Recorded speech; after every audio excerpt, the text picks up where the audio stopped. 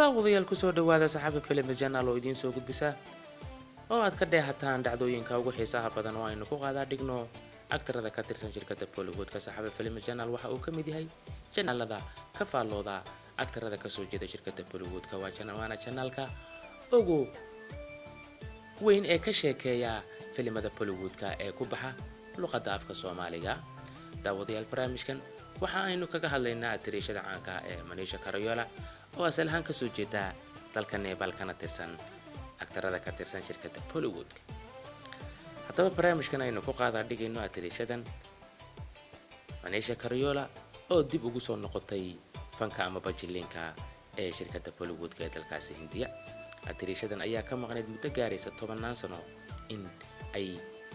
dib ugu soo noqoto jilinka oo ay qayb ka noqoto mar labaad. maxay tahay sababta ay 10 sano uga maqnayd jilinka oo maxaa haleelay? tirishadan ayaa waxaa ku dhacay cudurka kansarka kadib markii laga helay in uu nabar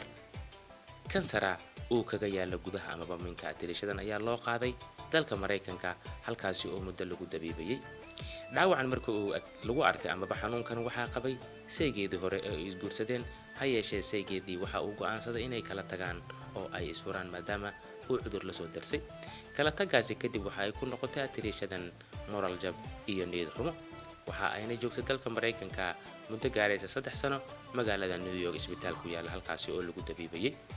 daawooyinkaasi badan ee halkaasi ku qaadanaysay kadib markii ay tirishadan soo dhameysatay oo cudurka ka soo baxay ayay dib u soo noqotay oo waxa ay timid dalka Hindiya oo magaalada Mumbai ayay guri ku lahayd ayay dib u soo degtay. muddo ayay ku qaadatay in ay dib haddana ugu soo noqoto jilinkii oo ay nolosha caadiga ahayd la qabsato.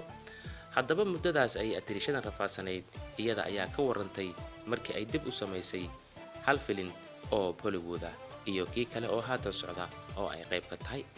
tirishadan ayaa ka sheekaysay dhacdooyinkii xanuunka badnaa ee ay la kulantay intii ay xanuunsanayd iyo dib u soo noqoshadeedii ay dib u soo noqotay wixii ay kala kulantay mujtamaca ama bulshada ay fanka ka wada tirsan yihiin iyo xilligii ay xanuunsanayd oo ay isbitaalka magaalada New York ku jirtay. cidii soo booqatay iyo cidii soo dhaweysay iyo cidii la soo xiriirtay intaba iyada ayaa ka hadashay.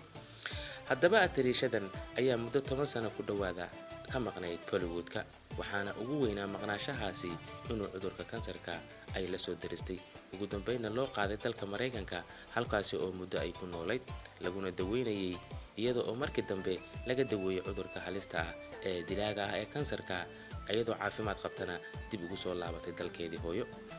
haddaba tirishadan markay dib ugu soo noqotay Nepal waxa ay dib ugu soo qabanqaabisay inay ka mid noqoto oo haddana ay dib u bilowdo aas-aaskeedii meesha ay nolosha ka bilowday ee dalkaasi Hindiya ee shirkadda Bollywood-ka. tirishadan reer Nepal oo ka mid ahayd Bollywood-ka muddo gaaraysa 15 sano ayaa mar kale dib ugu soo noqotay waxa ayna samaysay filinkeeda caanka ee soo bixi doona dhawaan ee Maya. waxaa intaasi u dheer samaynta filimka Maya markii ay samaysay waxaa ka mid ahaa aktarada Bollywood-ka aktarada ay aad isugu dhawaayeen waxaana ka mid ah jilaaga caanka ee Sanjay Dutt oo ay filimo badan ay wada daadihiyeen isaga iyo Manisha Koirala. haddaba waxaa jira filimka caanka ee Sanjay Dutt biopic ee taariikhda Sanjay Dutt ee uu daadihiyo jilaaga da'da yar ee Ranbir Kapoor. waxaa filimka laga codsaday in uu lagu daro tirishadan caanka ee Manisha Koirala waxa uuna Sanjay Dutt ka codsaday booska hooyadiis ee Nagris in ay matasho tirishadan Manisha Koirala. sidaa daraadeed waa laga aqbalay oo waxa ay qayb ka tahay in ay wax ka jesho filimka caanka ee uu daadihinaya jilaagan da'da yar ee Ranbir Kapoor ee taariikhda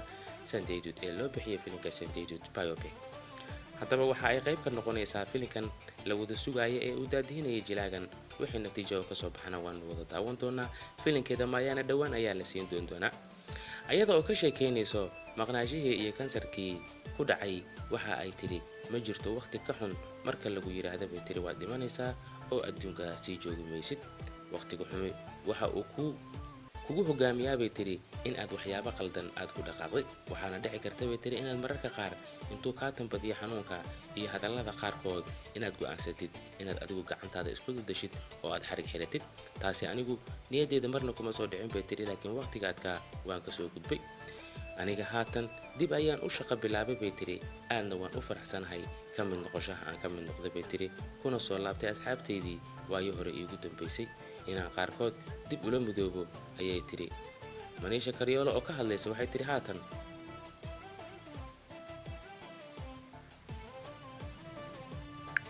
waxayna tiri wax kasta caadi ayay ku soo laabteen waxaan deganahay bay tiri magaalada Mumbai asxaabteydii ayaana haatan sheeko wadaagnahay oo waxa aan la noolahay bay tiri aniga iyo hooyaday ayaa haatan wada degan oo dib uga soo laabatay bay tiri Nepal oo markii horena aniga igu haysay bay tiri isbitaalka magaalada New York ee dalkaasi Mareykanka Atirishadan haatan xaaladeedu waxa ay ku nooshahay xaalad farxadeed waxa ayna haatan qayb ka tahay projectiyo ama mashruucyo filimo lagu sameynayo oo soo bixi doona sanadaha foodo inugu soo hadan inkastoo atirishadan xilliga ay xanuunsaneed ay la kulantay xaaladii ugu xumayd oo muuqaaladii laga soo qaaday ay ahaayeen muuqaal aad iyo aad u ildaran oo ay markii saxaafadda loo soo bandhigay dhammaan bajilayaasha ka tirsan shirkadda Bollywood ee dalkaasi Hindiya ka wada yaabisay oo qaarkood ay ku kaliftay inay ku soo booqdaan dalka Mareykanka si ay u arkaan xaaladda ay ku sugan tahay atirishadan ay saaxiibada ka ahaayeen shirkadda Bollywood haddaba daawadayaal dhacdadii xanuunka badneed oo ay ka sheekaysay atirishadan Manisha Karyolo ee haatan dib ugu soo noqotay jilinka shirkadda Bollywood ee dalkaasi Hindiya waxa aad barnaamijka ka daawanaysaan Saxafi Films Channel waxaad kaloo nagala socotaan www.saxafifilms.com inagoo isku duuban waa baada Saxafi Filmsna intaynu dib dambe u kulmayno barnaamijkan oo kale waxaanu idinkaga tegaynaa sidaa iyo nabadgelyo